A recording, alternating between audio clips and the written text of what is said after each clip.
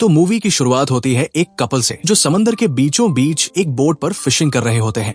हंसी मजाक चल रहा था और दोनों काफी खुश नजर आ रहे थे, लेकिन अचानक एक बहुत बड़ी खतरनाक शार्क उनकी बोट पर अटैक कर देती है। लड़का तो बेचारा वही मारा जाता है और लड़की भी पानी में गिर जाती है। वो लड़की पूरी जान लगाकर बोट पर चढ़ने की कोशिश करती है, लेकिन वही शार्क उसे भी खींचकर पानी में ले जाती है। अगले ही पल पूरा समंदर खून से लाल हो चुका था। फिर सीन शिफ्ट होता है और हम उसी बीच पर एक खूबसूरत लड़की को देख पाते हैं जिसका नाम शेन था। वो समंदर की लहरों में बड़ी महारत से सर्फिंग कर रही होती है, जिससे क्लियरली पता चल रहा था कि वो एक प्रोफेशनल सर्फर है। सर्फिंग करने के बाद जैसे ही वो वापस बीच पर आती है, झू नाम का एक लड़का जो पहले से वही रिलैक्स कर रहा था उसकी तारीफों के पुल बांध देता है और उसे प्रोफेशनल सर्फर कहता है। तभी वहाँ लियू आ जाती है जो झू की गर्लफ्रेंड और शेन की सिस्टर थी। आज लियू का बर्थडे था तो वो झू से अपने बर्थडे प्रेजेंट के बारे में पूछती है, तो झू उन दोनों को एक बोट में ले जाता है जो उसने लियू के लिए बर्थडे गिफ्ट के तौर पर खरीदी थी। जब वो लोग उस बोट पर जाते हैं तो लियू काफी खुश थी और अपनी सिस्टर के साथ पिक्चर्स लेने लगती है और यहाँ उनका फोटोग्राफर झू था। लेकिन तभी बोट के अंदर से एक लड़की वेंदी बाहर आती है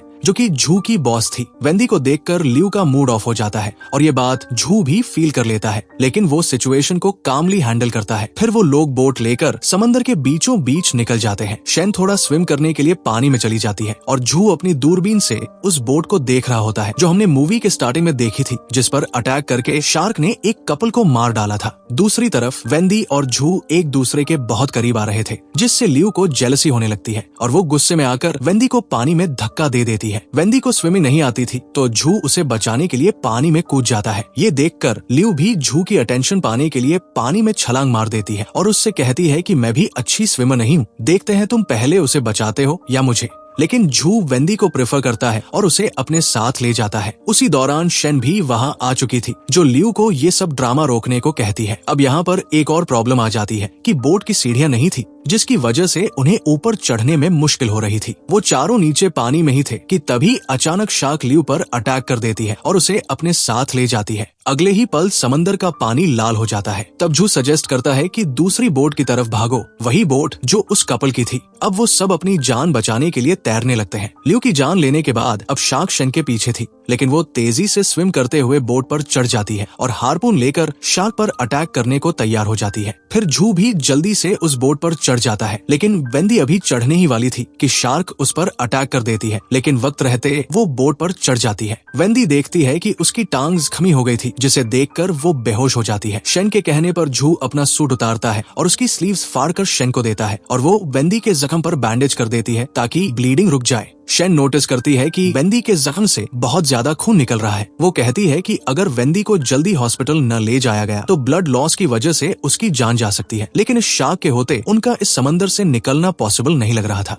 तभी शेन नोटिस करती है कि वो बोट एक एंकर की वजह से एक जगह पर अटकी हुई है। दोनों मिलकर पूरी एफर्ट लगाकर रोप को खींचने लगते हैं ताकि एंकर को पत्थरों से निकाला जाए, जिससे शायद वो अपनी बोट तक पहुंच सकते थे, लेकिन कोई फायदा नहीं होता। थक हारकर शेन फैसला करती है कि वो खुद पानी में जाकर एंकर निकालेगी, क्योंकि अगर बोट वहीं पर अटकी रही तो वो लोग शार्क का शिकार बन जाएंगे। फिर वो पानी में कूदकर एंकर तक पहुंच जाती है और रस्सी को खोलने लगती है। उधर दूसरी तरफ जख्मी पड़ी हुई वेंदी को भी होश आ जाता है और वो शेन के बारे में पूछने लगती है। तभी शेन रस्सी को खोलकर वापस आ जाती है। फिर सब मिलकर हाथों से पैडल करके बोट को अपनी बोट की तरफ ले जाने की कोशिश करते हैं, लेकिन पानी के तेज बहाव की वजह से उनकी बोट आगे नहीं जा पाती। सब थककर बोट में ही लेट जाते हैं। तभी झू लियू को कोसने लगता है कि इसी की वजह से ये सब कुछ हुआ है और वो वेंदी के बारे में सच उगल देता है कि वो इसीलिए उसे लाया था ताकि लियू से ब्रेकअप कर सके। वो तो बहुत पहले ही उसे छोड़ने वाला था, लेकिन लियू ही थी जो उसको चिपकी हुई थी। ये सब सुनकर शेन गुस्से से भड़क उठती है और झू को जोरदार थप्पड़ मारती है, मगर उसी वक्त अचानक वही खतरनाक शार्क उनकी बोट पर दोबारा अटैक कर देती है।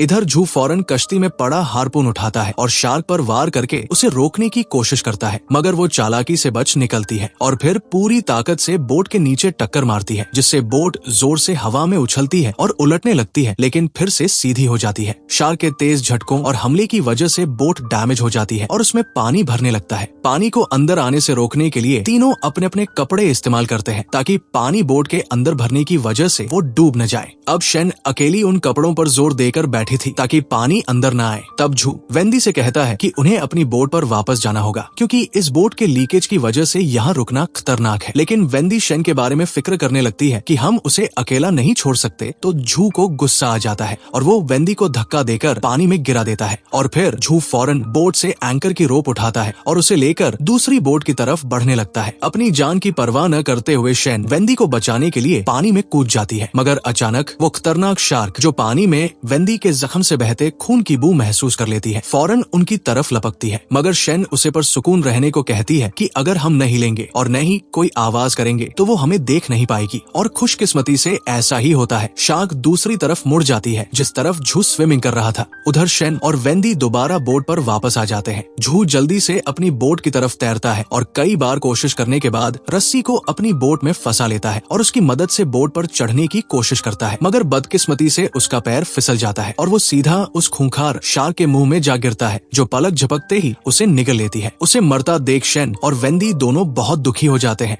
कहानी आगे बढ़ती है और हम देखते हैं कि तेज धूप, भूख और पानी की कमी की वजह से वेंदी और शेन आहिस्ता आहिस्ता डिहाइड्रेट होने लगते हैं। कमजोरी और थकन के मारे वो दोनों वही कश्ती में ही सो जाते हैं और धीरे धीरे रात छा जाती है। इसी दौरान वेंदी की हालत बिगड़ने लगती है। वो इतनी निढाल हो चुकी थी कि उसे होश तक नहीं रहता। ये देखकर शेन फौरन उसे सहारा देती है। अपने हाथों से उसकी टांग का मसाज करने लगती है, जिससे वेंदी को थोड़ी सी राहत महसूस होती है। फिर वेंदी इमोशनल होकर शेन से माफी मांगती है। उसे लगता है कि ये सारी मुसीबत शायद उसी की वजह से आई है। अगर आज वो यहाँ न आई होती तो शायद आज ये सब कुछ न होता। लेकिन शेन वेंदी को समझाती है कि इस सब में उसकी कोई गलती नहीं है। फिर वो बेस्ट फ्रेंड्स की तरह काफी देर तक बातें करती है। वेंदी कहती है कि वो जीना चाहती है तो शेन उसे उस फ्लोट के बारे में बताती है जो इमरजेंसी से निपटने के लिए डाइवर्स के लिए समंदर में छोड़ा जाता है। शेन कहती है कि हमें उस फ्लोट तक तैरकर जाना होगा और अगर हम ऐसा कर लेते हैं तो हमारे जिंदा बचने के चांसेस है। अभी वो ये डिसाइड करती है कि तभी वो शार्क उन पर हमला कर देती है। शेन हार्पून उठाकर हमले के लिए तैयार हो जाती है। शार्क बोट के चारों तरफ चक्कर काटने लगती है तो शेन उस हार्पून से शार्क पर अटैक करती है, जिससे वो हार्पून उसकी बॉडी को चीरता हुआ अंदर अटक जाता है। अब शेन उसे निकाल नहीं पा रही होती, तभी वेंदी उसकी हेल्प करती है, लेकिन वो हार्पून निकालने में कामयाब नहीं होती। अब दर्द के मारे शार्क भी फड़फड़ाती है, जिससे उनकी कश्ती उलट जाती है और दोनों पानी में गिर जाती है। उसके बाद वो दोनों खुद को संभालती है और जान बचाने के लिए तैरती हुई फ्लोट की तरफ बढ़ती है। शेन पहले पहुंचकर जल्दी से ऊपर चढ़ जाती है। वेंदी भी उसके पीछे पीछे पहुंच जाती है, लेकिन इस बार वेंदी के फ्लोट पर चढ़ने से पहले ही शार्क उसे दबोच लेती है। शेन उसे बचाने के लिए अपनी पूरी ताकत जुटा देती है, लेकिन आखिरकार शार्क उसे दबोच कर ले जाती है। वेंदी को भी शार्क का शिकार बनता देख शेन पूरी तरह टूट चुकी थी, क्योंकि उसकी आखिरी दोस्त भी अब उसे छोड़कर चली गई थी। वो कुछ देर के लिए बिल्कुल सन्न हो जाती है, न आंखें झपकती है, न सांस चलती महसूस होती है। वो बस खाली नजरों से पानी को घूरती रहती है। फिर वो जोर जोर से रोने लगती है और रोते रोते उसे वहीं पर नींद आ जाती है। फिर जब आँख खुलती है तो वो सर्दी के मारे कांप रही थी। फिर वो फ्लोट को चेक करती है, जहाँ उसे एक पानी की बोतल मिलती है, जिसे वो एक ही बार में पी जाती है, क्योंकि वो सारे दिन की भूखी प्यासी थी। उसके बाद उसे वही एक फ्यूल की बोतल, कुछ फ्लेयर्स और एक फ्लेयर गन मिलती है, जिसे वो लोड कर लेती है और थकन के मारे वहीं पर लेट जाती है। कुछ देर बाद उसे दूर से किसी दूसरे शिप की आवाज सुनाई देती है। वो फौरन उठकर फ्लेयर गन निकालती है और उसे चलाकर पूरी कोशिश करती है कि किसी तरह उस शिप का ध्यान अपनी तरफ करवा ले, लेकिन तब तक वो शिप काफी आगे निकल चुका था।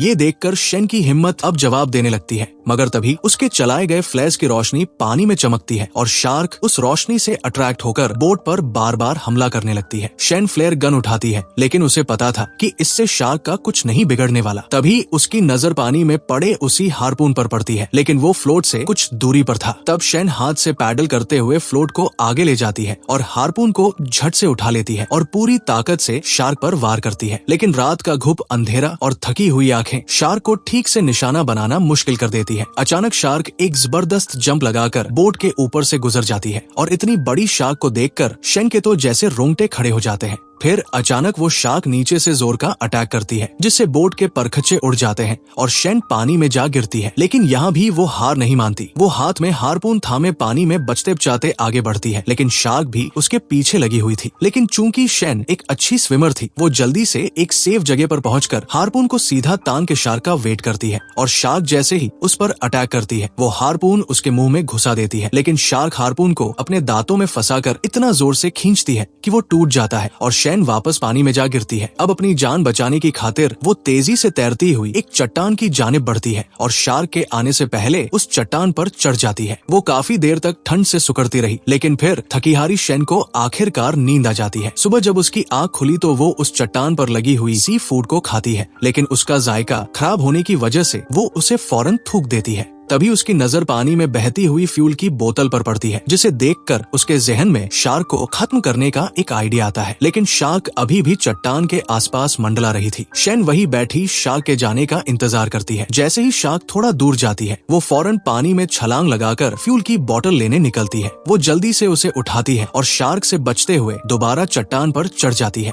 अब शैन फ्यूल की मदद से शार्क को ब्लास्ट करके खत्म करने का प्लान बनाती है। वो एक तेज पत्थर से अपनी टांग पर एक गहरा कट लगा लेती है, जिससे खून बहने लगता है और उसे काफी तकलीफ भी होती है। वो अपना जख्मी पैर पानी में डाल देती है ताकि खून की खुशबू शार्क को अपनी तरफ खींच ले, लेकिन समंदर के खारे पानी की वजह से उसे बहुत ज्यादा दर्द होने लगता है। लेकिन शैन हिम्मत नहीं हारती और फ्यूल बॉटल और फ्लेयर गन संभालकर शार्क का इंतजार करने लगती है। अब फाइनली शार्क वहां आती है, लेकिन पीछे से शैन पर अटैक कर देती है, जिससे शैन पानी में गिर जाती है। मगर शैन फौरन संभल कर दोबारा चट्टान पर चढ़ जाती है, जबकि शार्क फिर से शैन पर अटैक करने को दौड़ती है और अपना मुंह खोलकर शैन की तरफ बढ़ती है। शैन ने मौका देखते ही वो फ्यूल बॉटल शार्क के मुंह में डाल दिया और फ्लेयर गन से उस फ्यूल की बॉटल को ब्लास्ट कर दिया। अगले ही लम्हे एक जोरदार धमाका होता है और शार्क पूरी ऊपर से नीचे तक हिल जाती है। उस ब्लास्ट की वजह से शैन भी पानी में गिर जाती है और थोड़ी देर के लिए होश खो देती है, लेकिन फिर वो हिम्मत जुटाते हुए समंदर की सतह पर वापस आती है और फिर शैन तैरती हुई अपनी बोट की तरफ जाने लगती है। लेकिन मूवी यहीं पर एंड नहीं होती। उसके बाद हमें वही जख्मी शार्क दिखाई जाती है, जिसके पीछे अब एक और शार्क थी जो साइज में उस जख्मी शार्क से कई गुना बड़ी थी। अब शिकार बनने की बारी उस शार्क की थी।